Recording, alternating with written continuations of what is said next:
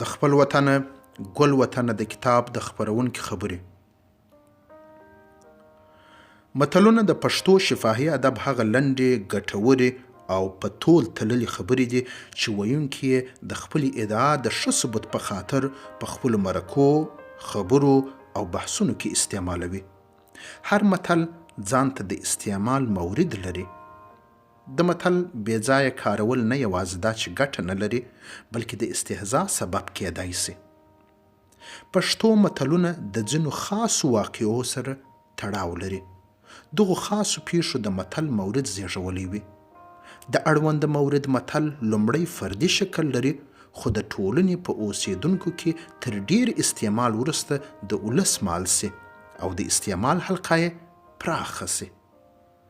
د متلونو ډیره برخه د پښتنو په بیلابیلو سیمو کې یو ډول استعمالیږي، خو ځینې د جغرافیایي محدودو تابع دي.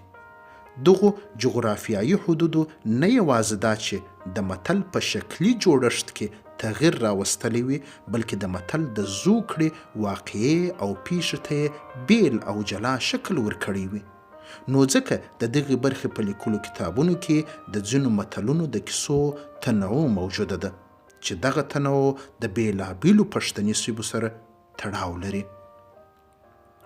د متلونو کیسې مخکې هم لیکل سوي او چاپ سوي دي چې هر اثر ځان ته ځانګړتیاوې او خصوصیات لري. خو که د انصاف په تله ورته وکتله سي، د ښاغلي عبدالنافع همت د خپل وطن ګل وطن حاضر مجموعه د ټولو پخوانیو ټولګو په نسبت ځان ته ډیرې ښېګڼې لري. د دې ټولګې یوه ښېګڼه دا ده چې ښاغلي همت صاحب د هر متل راوي او د هغه د اوسېدو ځای مشخص کړی دی. د دوی دغه کار د فولکلور پوهنې یو منل سوی اصل دی او په دې برخه کې د نورو تحقیقاتو او څېړنو روح تشکیلوي. بله د یعنې خبره دا ده چې په دې مجموعه کې د تکراري متلونو او کیسو مخه نیوله سوې ده. راټولونکي د دې مجموعې په یو ځای کولو کې تر کمیت کیفیت ته ډیر اهمیت ورکړی دی. خدای دې وکړي چې د ښاغلي همت دغه کار د دې لارې نور لارویان د خپلو کارونو او څېړنو سرمشق وګرځوي.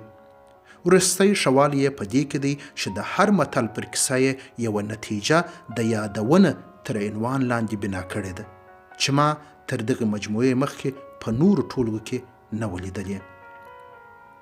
علامه رشاد خپرندوی ټولنه د خپل فرهنګي فعالیت په لاره کې د ښاغلي عبدالنافع همت دغه زیار ته د قدر په سترګو ګوري او په دې نعمت یې چاپوي چې د شفاهي ادب نور څېړونکي او محققین هم د محترم همت صاحب پر قدم قدم کښېږدي او د دې برخې کې تحقیقاتو او څېړنو ته په سطحي ډول ونه ګوري، بلکې د نوو اصولو او څېړنیزو پرنسیپونو سره سم خپل کارونه ترسره کړي. همت صاحب همت دې ملګری او پر قلم دې برکت سه.